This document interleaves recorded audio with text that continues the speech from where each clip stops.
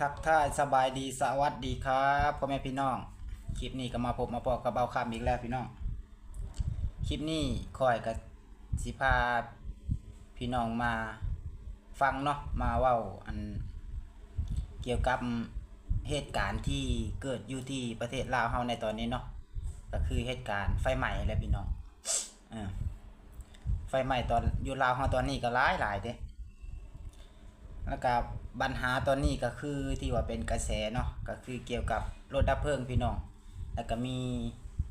คอมเมนต์ชาวลาวเนาะแล้วก็มีชาวลาวผู้หนึ่งเพิ่นโพสต์เนาะเพิ่นโพสต์ลงในต่อเกี่ยวกับรถดับเพลิงลาวนี่แหละรถดับเพลิงมาช้าจังซี่แล้วก็มีคอมเมนต์ คนลาวเฮาก็หลายเนาะมาฟังคลิปนำกันพี่น้องว้าวรถดับเพลิงเนาะสุอันมันบ่มีคนประจำการอยู่ในศูนย์ประจำการบ่24ชั่วโมงคือว่าโทร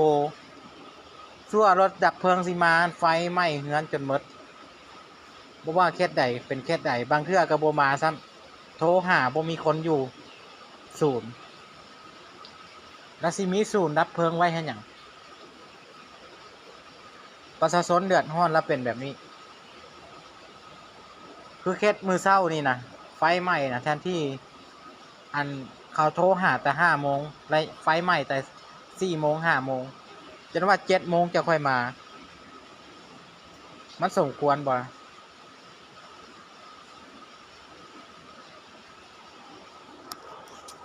แล้วสิมีไหวให้หยังไปก็ไปบ่ทันท่วงทีไปเพราะเพียงว่าจะไปดับไฟให้มันมอดซื่อๆไปซ้อยเรืออย่างเขาบ่ได้แล้วสิมีดับเพลิงไปให้หยังหลายๆเคสเห็นมาว่าโชคือว่านานออกไปแท้ๆสู่สิตายว่าสู่เฮ็ดหยังอยู่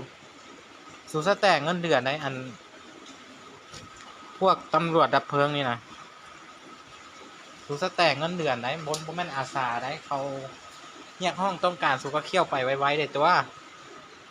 มันตายว่าแล้วว่าพวกประจำการอยู่ศูนย์หั่นธรรมดานี่มันช่วยได้อะนะเขาโทรแต่5 โมงให้7 โมงสู่จังไปสู่กระโพดกระเหลือ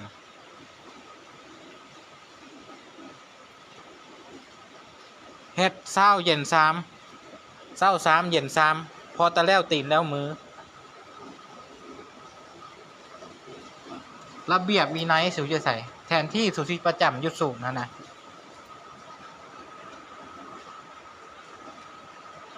แทนที่สู่สิประจำอยู่ศูนย์หั่นมันเกิดเหตุและสู่กระเคี้ยวเพียมพร้อมสู่ไปตายใส่หมด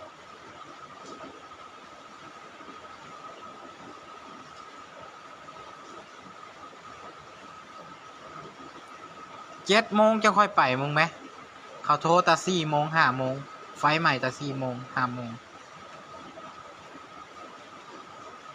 สิมีไว้หาสิแตกให้หยังศูนย์ดับเพลิงคันช่วยเขาบ่ได้ช่วยประชาชนบ่ได้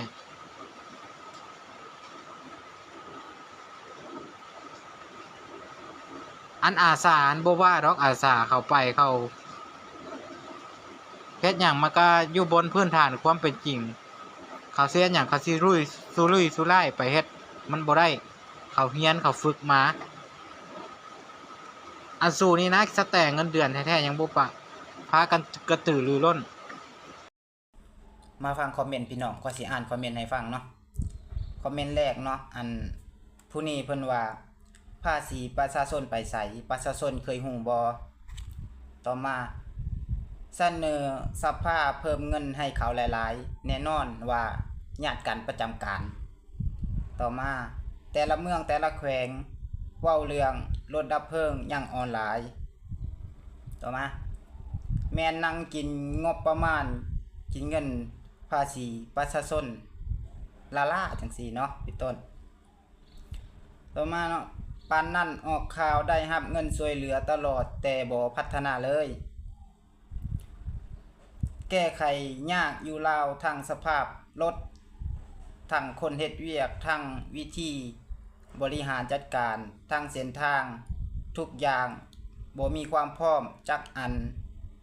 บ่มีความพร้อมจักอันเนาะมีไว้พอคือต่อมา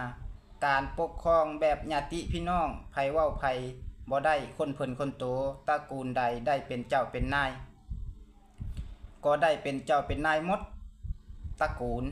ซุมื้อนี้คนที่เก่งคนที่ฉลาดบ่ได้เป็นนายต่อมาเพิ่นว่าเบิ่งรถดับเพลิงต่างประเทศแดเขาซ่อมเขามีระเบียบวินัยส่ำใดบาดมาเบิ่งประเทศตัวเอง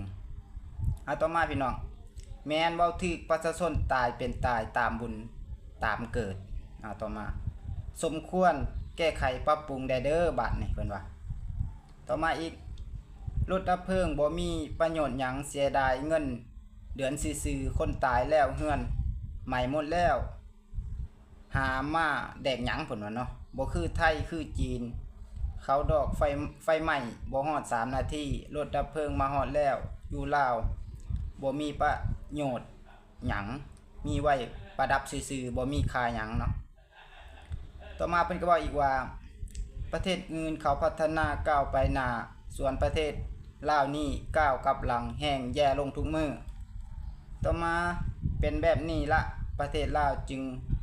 บ่เจริญคือประเทศอื่นเนาะพี่น้องเนาะอีกคอมเมนต์นึงเนาะเพิ่นว่ามีเรื่องตลกมาเล่าให้ฟังมีเหตุไฟไหม้อยู่บ้านหนึ่งโทรตามหน่วยดับเพลิงเพิ่นบอกมาว่ารถบ่ทันได้เติมน้ำเพิ่นว่าพี่น้องรถบ่ทันได้เติมน้ำบ่มีความพร้อมเลยพอรถมาฮอดสถานที่เกิดเหตุเฮือนถูกไฟไหม้หมด3หลังพี่น้องอันนี้เรื่องจริงคิดเอาเป็นจังได๋พี่น้องเนาะเกี่ยวกับรถดับเพลิงลาวเฮามีหน่อยแถมยังบ่มีความพร้อมอยู่ตลอดพี่น้องโทรไปบางครั้งก็บ่รับเพิ่นว่ามาซ่ารถก็บ่เติมน้ำไว้พี่น้องประจำการก็บ่มีความพร้อมมันเว้ารวมแล้วก็คือบ่มีความพร้อมเนาะบ่มีความกระตือรือร้นอีหยังนะโอเคก็ฝากไว้ส่ำนี้พี่น้องก็สิบ่ออกความคิดความเห็นหยังเนาะเกี่ยวกับเรื่องนี้เนาะก็ติดตามเบิ่งกันยาวๆว่าประเทศลาวสิผ่านวิกฤตเรื่องไฟไหม้นี่สิผ่านไปไวไปช้าส่ำใดก็เฮามาติดตามกันยาวๆพี่น้องเนาะโอเคพอกันใหม่คลิปหน้าน้องสบายดีสวัสดีครับ